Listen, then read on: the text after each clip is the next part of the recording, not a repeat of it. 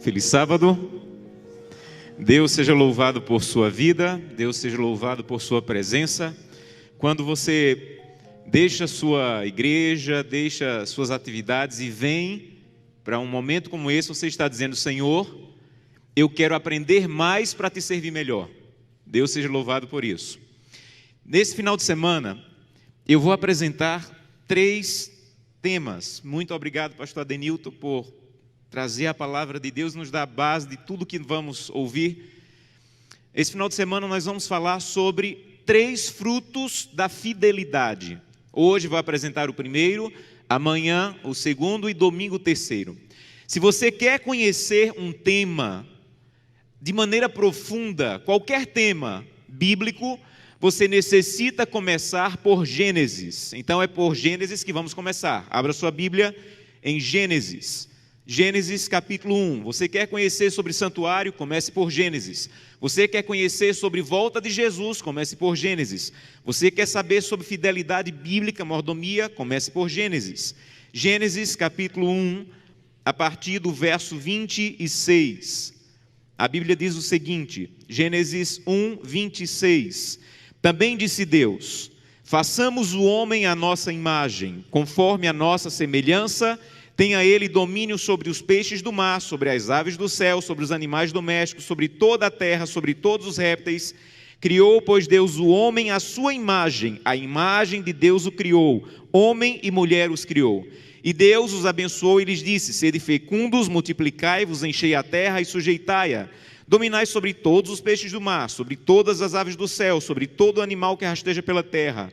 E disse Deus ainda: eis que vos tenho dado todas as ervas que dão semente e se acham na superfície de toda a terra, e todas as árvores em que há fruto e que dá semente, isso vos será por mantimento. Eu não sei se você notou, mas há uma palavra nesses versos que é a palavra que mais se repete, a palavra todo e toda, todo e toda, todo e toda. Mais de 12 vezes nesses versos, Deus está dizendo assim: eu criei todas as coisas. E eu estou dando para vocês todas as coisas. Quantas árvores? Todas. Quantos animais? Todos. Quantas aves? Todas. Quantas sementes? Todas. Eu sou o dono. Mas eu tomei a decisão de doar para vocês. Vocês são donos agora. Adão e Eva poderiam se considerar donos do planeta, porque o Criador havia dado para Adão e Eva tudo, todas as árvores, tudo. Mas não apenas árvores e animais, toda a vida, toda a paz, toda a felicidade. Agora você tem que parar para pensar numa coisa. Quando você lê a Bíblia, faça perguntas ao texto bíblico, pensa no que não está escrito, deixa a tua mente se aprofundar no que não está escrito. E você começa a fazer perguntas, e eu me pergunto: como é que alguém é capaz de ser dono de tudo e viver em paz? Se nós que somos donos de tão pouco somos tão confusentos, como é que alguém é dono do planeta inteiro e consegue viver em paz? Porque você consegue imaginar Adão e Eva nesse momento brigando? Adão dizendo assim: não senhora Eva, essa árvore aí é minha, não chegue perto não. Consegue? Como é que eles conseguiam viver em paz, sendo dono de tudo? Se nós que temos tão pouco, brigamos tanto pelo pouquinho que temos. O verso 25 diz assim: porque eles eram a imagem e semelhança de Deus. Então veja, quando se é a imagem e semelhança de Deus, você é capaz de ser dono de quanto? De tudo e viver em paz. Então se alguém perguntar: por que Adão e Eva, apesar de serem donos de tudo, viviam em paz? Você tem que responder: porque eles eram a imagem e semelhança de Deus. E quando se é a imagem e semelhança de Deus, não importa quanto você tenha, você vai viver em paz. Essa é a resposta bíblica. Mas Satanás começou a dizer assim: não é isso não. Eu sei porque Adão e Eva não brigam. E Satanás começou a dizer no universo que Adão e Eva não brigavam porque Deus havia criado Adão e Eva como robôs. E eles só poderiam fazer o que Deus queria. Eles eram escravos. Satanás começou a dizer assim: olha, Adão e Eva não têm possibilidade de discordar de Deus. Eles são obrigados a fazer o que Deus quer. Em outras palavras, eles são escravos do bem. E mesmo do bem, ser escravo não é criação de Deus. E para provar que era mentira, que Adão e Eva eram livres, aconteceu o que está no capítulo 2. Olha para a Bíblia. Gênesis 2, verso 16. Para provar que Adão e Eva eram livres, que poderiam discordar de Deus, o Senhor Deus deu esta ordem: de toda a árvore do jardim comerás como? Livremente. Mas da árvore do conhecimento do bem e do mal não comerás, porque no dia em que dela comerdes, certamente morrerás. Gênesis 1, eles tinham quantas árvores? Quantas? Quantos frutos? Gênesis 2, eram todas menos um. Gente, tem coisa mais fácil do que isso? Imagine quantas milhares de árvores existiam, imagine quantos milhares de frutos existiam. Eles poderiam comer de todos, fazer piquenique embaixo de todas as árvores, era só uma. Mas nós conhecemos a tragédia do capítulo 3. Capítulo 3, a partir do verso 1. Capítulo 3, a partir do verso 1. Mas a serpente, mais sagaz do que todos os animais selváticos que o Senhor Deus tinha feito, disse à mulher: foi assim que Deus disse, Eva, que você não pode comer de nenhuma árvore do jardim? E Eva respondeu: dos frutos das árvores do jardim podemos comer, mas do fruto da árvore que está no meio do jardim, disse Deus, dela não comereis nem tocareis, para que não morrais. Então a serpente disse à mulher: Eva, é mentira de Deus, Eva. É mentira de Deus, você não vai morrer, porque Deus sabe que no dia em que você comer, seus olhos se abrirão e sereis como Deus, conhecedores do bem e do mal. Pastor Josanã, por favor, me ajuda. O que essa história toda tem a ver comigo? O que essa história toda tem a ver com mordomia? Entende bem, o tempo mudou, mas a maneira como Satanás tenta destruir a mim e a você permanece a mesma, o argumento permanece o mesmo.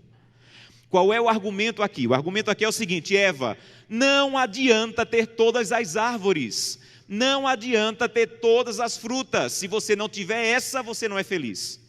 Não adianta ter milhares se você não tem essa. Você tem que ter tudo, inclusive o que Deus disse que você não deveria ter. O tempo mudou, mas o argumento para me destruir e destruir você é o mesmo. Quer ver? 18 anos atrás, Deus me deu uma esposa e disse: Josanã, essa é tua esposa, você vai ser feliz com ela.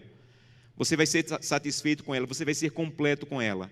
Sabe o que é que Satanás diz todo dia para um homem casado? É mentira de Deus. Essa que Deus deu não serve, você tem que ter aquela outra que não é sua esposa. O que Deus deu não basta. Você tem que ter tudo, inclusive o que Deus não te deu. Esse é o mesmo argumento.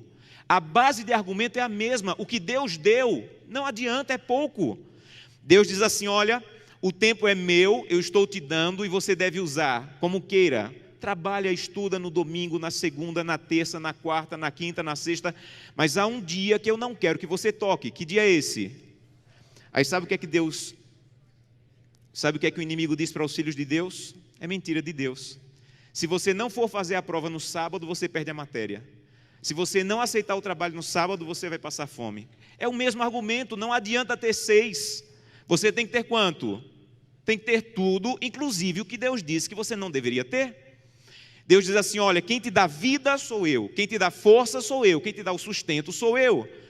E quando você receber o fruto do teu trabalho, tem uma parte desse dinheiro que eu não quero que você toque. A Bíblia chama de quê? Dízimos e ofertas. Sabe o que é que o inimigo diz? É mentira de Deus. Você só vai prosperar se você gastar tudo, se você dominar sobre tudo. É o mesmo argumento. O que Deus deu não basta. Você tem que ter tudo, inclusive o que Deus não deu. O plano original de Satanás era o seguinte. Isso está no livro História da Redenção. Eu vou tentar Adão e Eva. E se eu tentar e eles caírem, não tem saída para Deus. Por quê? Ou Deus vai destruí-los, eu vou dizer, está vendo? Eu falei. Eles eram escravos de Deus e discordaram de Deus, Deus destruiu. Ou Deus vai passar a mão na cabeça, e eu vou dizer assim: se passar a mão na cabeça deles, vai ter que passar na minha também. Então na cabeça de Satanás não tinha saída. O que ele não sabia era da grandiosa graça de Deus. Um dos versículos mais lindos da Bíblia, Gênesis 3, 21. E o Senhor Deus matou o cordeiro e fez vestimentas para Adão e Eva e os vestiu. Você quer entender o plano da salvação? Você tem que entender 3 coisas. Primeiro, você é pecador. Se você não entender isso, você não entende nada do plano da salvação. Segundo, Jesus Cristo morreu na cruz do Calvário para resolver o problema do seu pecado. Terceiro, esse Jesus que morreu vai voltar para nos devolver tudo o que o pecado nos tirou. Então, Gênesis 1 e 2 não é a história de Adão e Eva, é a minha e a sua história. Quando voltarmos para o céu, nós vamos ser donos de tudo de novo. Foi por isso que Jesus Cristo morreu na cruz do Calvário, para nos dar a esperança de um dia voltar para o céu. E tudo que o pecado tirou, Jesus vai nos devolver. Então você vai ser dono de todas as árvores, todas as plantas, todos os animais, toda a vida, toda a paz, toda a felicidade. Quem aceita? Quem quer voltar para o céu e dizer: Santo Deus, eu quero ser dono de tudo de novo? Quem quer isso? Amém? Mas tem um problema aí. Se nós voltarmos para o céu hoje, com o coração egoísta que nós ainda temos, nós vamos causar a maior confusão no céu. Sabe por que Adão e Eva estavam no céu e eram donos de tudo? Porque eram a imagem e semelhança de Deus. Se alguém que ainda tem o egoísmo no seu coração voltar para o céu, eu costumo dizer que vai entrar na porta do céu e Jesus vai dizer assim: seja bem-vindo, está aqui a rua de ouro, está aqui o céu. E o coração egoísta que eu tenho vai procurar uma picareta, tentar cavar o ouro, botar num saco e procurar onde vender no universo. Porque é isso que um coração egoísta faz. Um coração egoísta não pode morar numa cidade que a rua é de ouro, ele vai querer arrancar o ouro. O coração egoísta não pode morar numa cidade que as paredes são de pedras preciosas, ele vai querer arrancar a pedra preciosa. Quando o anjo disser assim: olha, seja bem-vindo, está aqui a tua harpa, o coração egoísta vai dizer assim: não quero essa não, quero a do meu vizinho, que está mais afinada do que a minha. Então, não entenda uma coisa, nós dizemos sempre: Senhor, eu quero voltar para o céu e ser dono de tudo. Mas algo precisa acontecer antes de sermos donos de tudo. O egoísmo precisa ser arrancado do nosso coração. Pastor, mas espera aí. Quando Jesus voltar, Ele não vai nos transformar no abrir e fechar de olhos? Vai, de um monte de mazelas, menos do egoísmo. Quer ver? O Espírito de Profecia diz que, em síntese, o egoísmo precisa ser arrancado aqui. Não pode entrar no céu ninguém. Quantos? Quantos são ninguém? Não pode entrar no céu ninguém cujo caráter esteja contaminado pela fétida mancha do egoísmo. Sabe o que ela está dizendo? Egoísta fedorento não pode voltar para o céu. Esses dias eu li uma notícia de um casal que não conseguia ter filhos e colocou no jornal que se alguém tivesse, uma mulher que tivesse grávida, eles estavam doando tudo para o bebê. Alguém carente, eles procurassem eles iriam doar tudo. E uma jovem carente, grávida, procurou, eles cortaram a barriga daquela jovem, tiraram o bebê para eles e deixaram aquela mãe morrer. Sabe o que é isso? É um egoísta fedorento. Só que não existe só egoísta fedorento. Sabe quem eu sou? Eu sou um egoísta perfumado. Eu sou pastor, estava um dia indo para a igreja e eu precisava chegar na hora da classe dos professores, porque eu sou pastor, e minha esposa não saía de casa. E eu comecei a buzinar e comecei a gritar e ser agressivo. Eu esqueci que ela tinha verificado se o gás estava desligado, ela tinha fechado a janela, ela tinha dado o último ajeitada no cabelo da menina, da filha. E quando ela chegou no carro, eu fui agressivo com ela. Sabe o que? E fui para a igreja pregar. Sabe o que é isso? É um egoísta perfumado. Você já viu egoísta perfumado na comissão da igreja? Você já viu egoísta perfumado dizendo: eu não confio na associação e vou dar o dízimo para esse ministério independente, porque não gosto como as coisas são feitas, ninguém me pergunta, eu digo que é para fazer de um jeito, a associação faz de outro. Você já viu alguém brigando por cargo na igreja?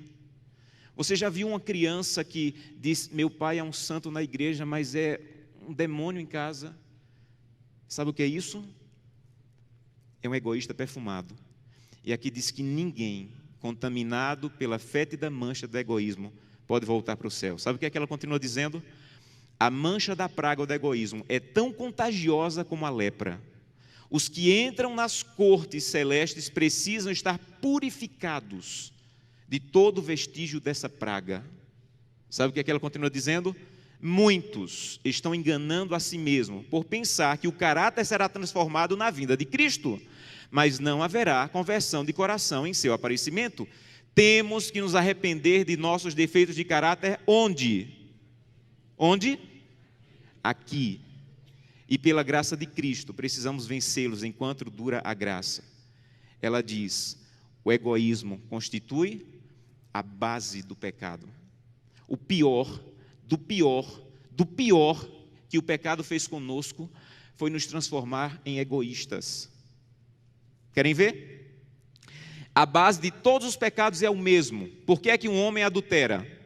Um homem adultera, ou uma mulher, porque ele sente desejos sexuais. Aí ele não quer nem saber o que a esposa vai sentir, ele não quer nem saber o que a igreja vai sentir, ele não quer nem saber o que os filhos vão sentir, ele não quer nem saber o que Deus vai sentir, ele só quer satisfazer ele mesmo. Qual é a melhor palavra para descrever essa atitude? Me ajudem. Egoísmo. Sabe por que nós mentimos? Nós mentimos porque nos encontramos numa situação difícil. Aí pensamos assim, se eu falar a verdade eu me dou mal. Mas se eu mentir eu escapo. Então não quero nem saber quem vai se dar mal, contanto que eu escape. Aí vai lá e mente. Qual é a melhor palavra para descrever isso? Egoísmo. O egoísmo está acabando o teu casamento. O egoísmo está acabando os teus filhos, a criação dos teus filhos. O egoísmo está acabando a tua igreja.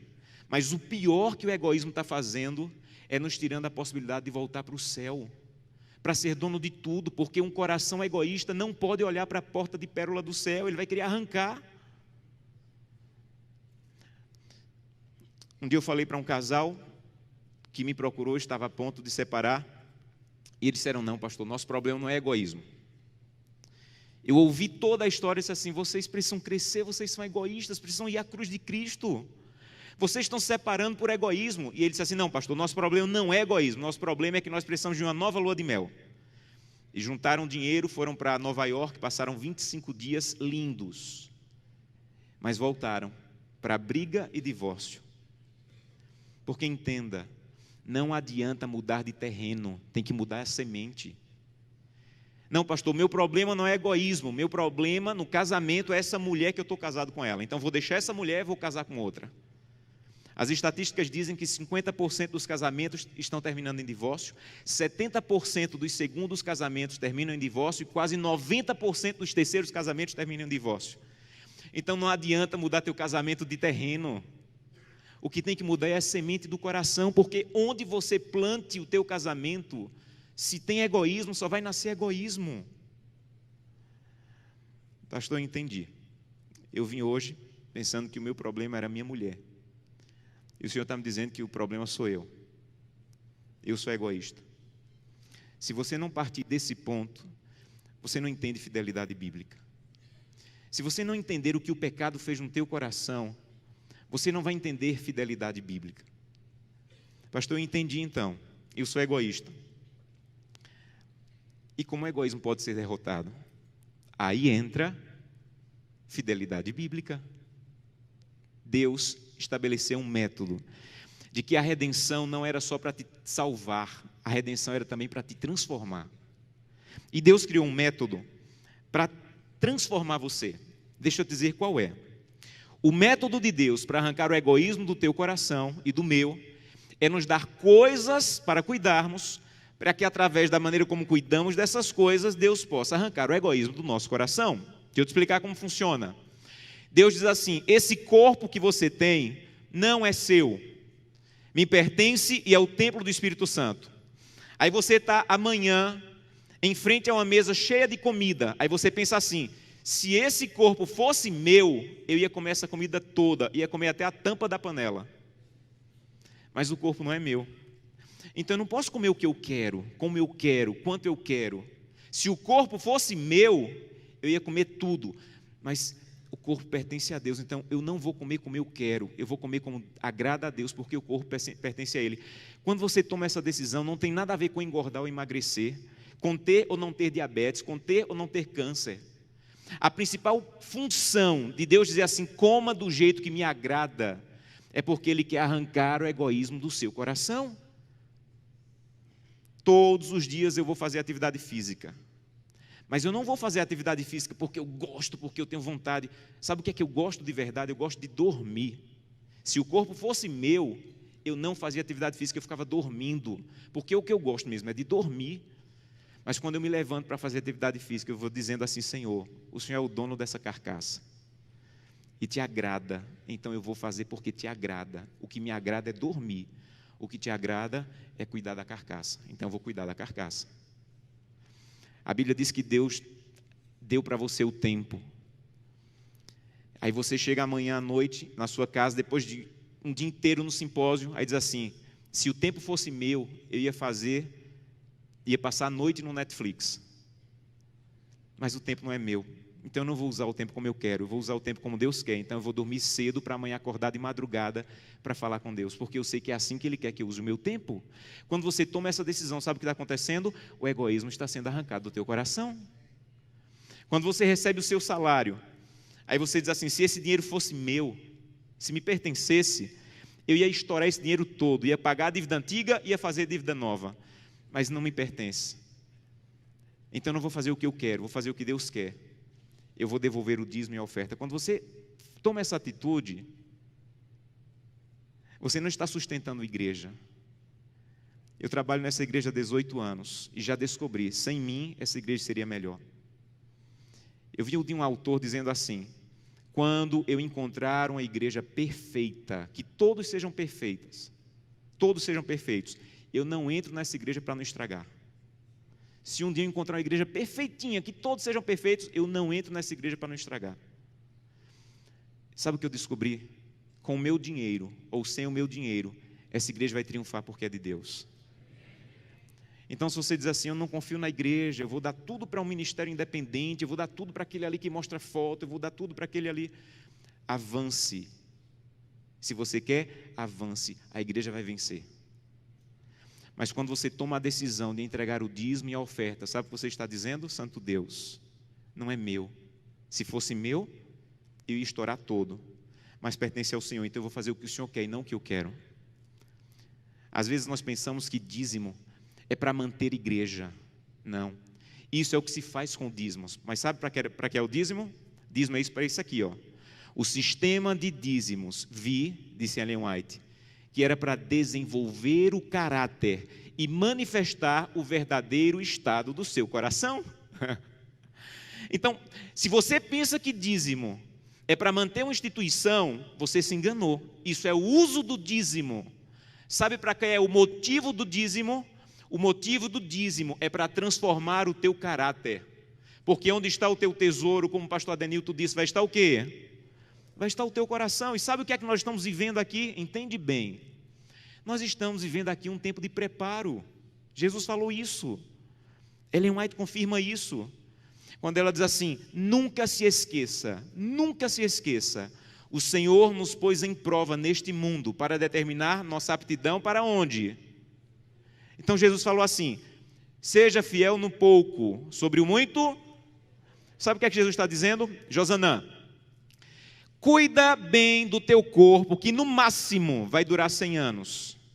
Cuida bem, porque quando você chegar na minha casa, não vai durar 100 anos o teu corpo, vai durar uma eternidade.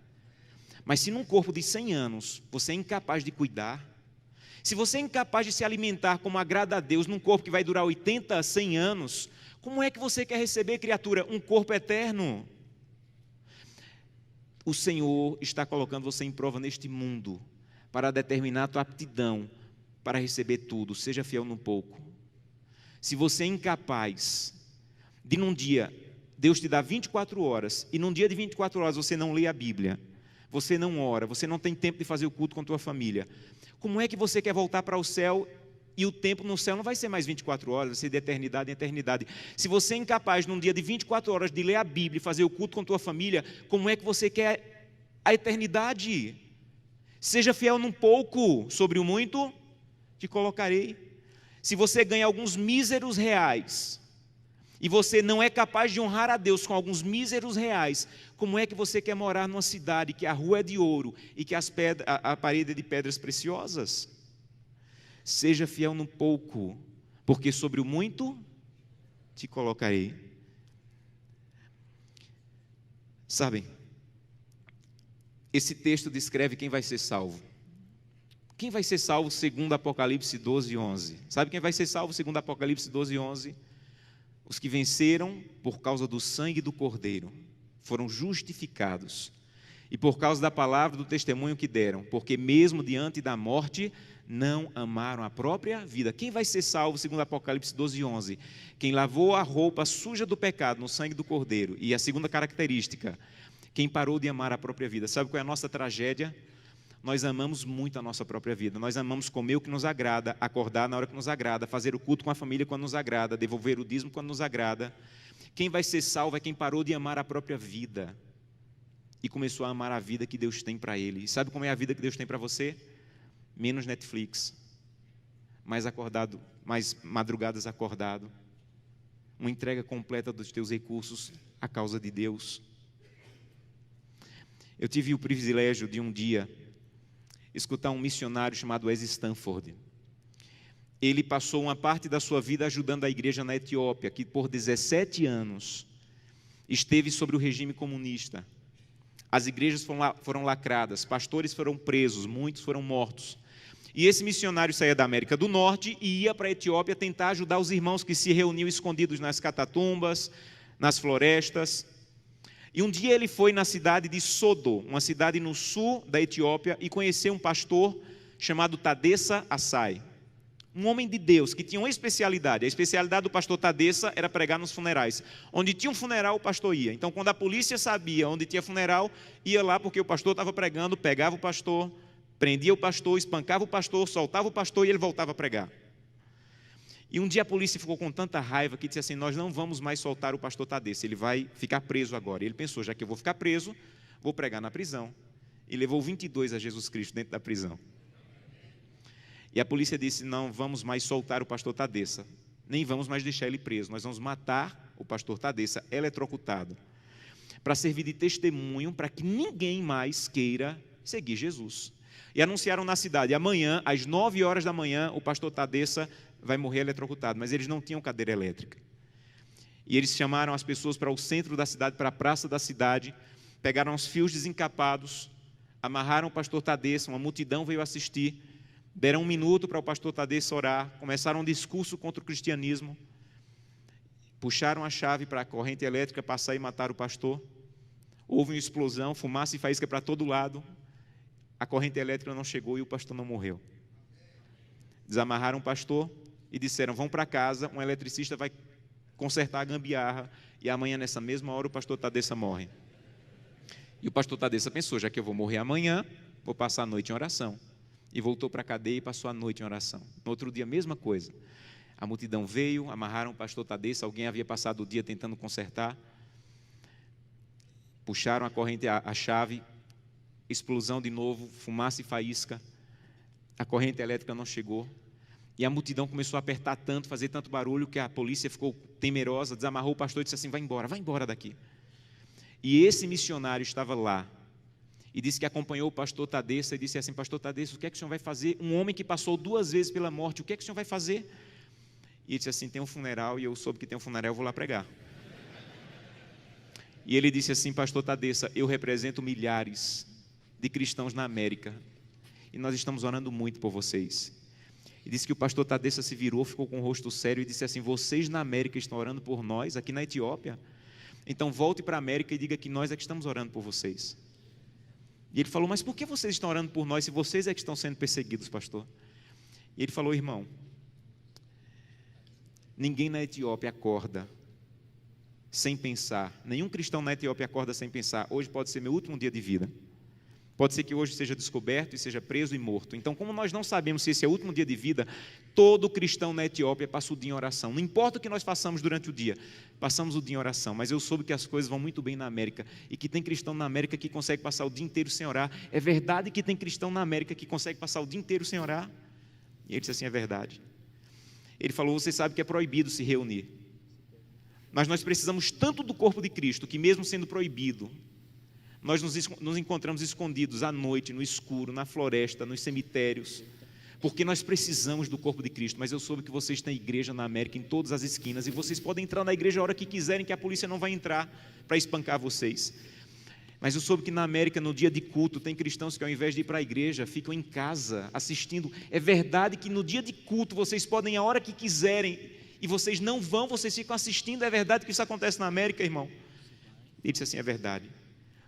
E ele disse assim, missionário, a minha congregação tinha apenas uma Bíblia. E eu fiquei com medo de ser preso e minha Bíblia ser queimada. Então reuni minha congregação e com lágrimas nos olhos eu disse, irmão, eu não tenho como guardar a Bíblia, é o que nós temos de mais precioso. Se eu for preso, ela vai ser destruída. Então eu comecei a rasgar as páginas da Bíblia e comecei a dividir para cada pessoa. Era mais fácil guardar porções da Bíblia do que uma Bíblia inteira com uma pessoa só. E quando eu estou à noite pregando, no escuro, no meio do meu sermão, eu digo, eu preciso de Isaías 53, e alguém lá do escuro começa a recitar do fundo do coração aquela página que ele levou rasgada para casa e decorou. Mas eu soube que na América vocês podem ter 8, 10 Bíblias em casa. E eu soube que tem cristãos na América que, apesar de terem 8, 10 Bíblias em casa, passam uma semana sem ler a Bíblia. É verdade? E ele disse assim, é verdade, nós é que precisamos de oração. Meus irmãos, urgentemente precisamos de oração. Porque cantamos breve, Jesus voltará. Levantamos a mão no apelo dizendo assim, eu quero voltar para o céu para ser dono de tudo. Mas ainda não estamos indo a Jesus de maneira séria para que Ele arranque o egoísmo do nosso coração. E que nós possamos entrar na porta do céu e nós não vejamos a rua de ouro, nem a parede de pedra preciosa, mas nós possamos olhar para o rosto maravilhoso de Jesus, aquilo que nós aprendemos a olhar nessa terra. Eu tenho um sonho, o sonho da minha vida, entrar na porta do céu, segurando a mão de Gleice, minha esposa, e Glenda e Samuel, os meus filhos. E eu quero chegar em frente a Jesus. Eu quero dizer, Jesus, cheguei com minha família. Essa aqui é Glenda, Samuel e Gleice. E eu espero que Jesus diga mais ou menos assim, Josanã, eu já conheci a sua família, porque todo dia você ia à presença. A minha presença me apresentava, só faltava conhecer pessoalmente, mas eu já conheço a tua família. Sejam bem-vindos agora. Um prazer conhecê-los pessoalmente. Eu não quero ser pastor dessa igreja. Eu quero ir para o céu. E isso é mais profundo. Eu não quero abrir o inário e dizer assim, breve Jesus voltará. Eu quero estar lá. Isso é mais profundo.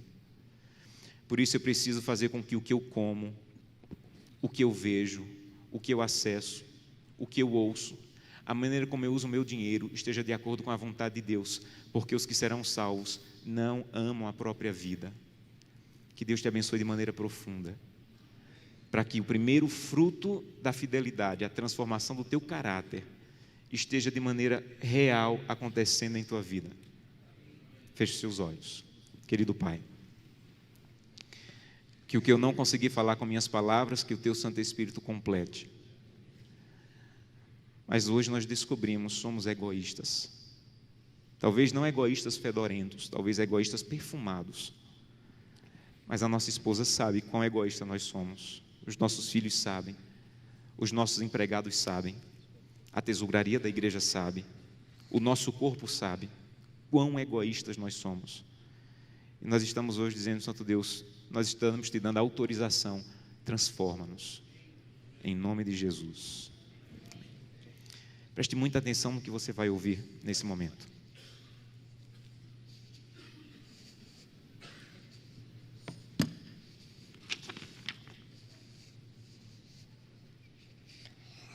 Bom dia, amiguinhos. E um feliz sábado.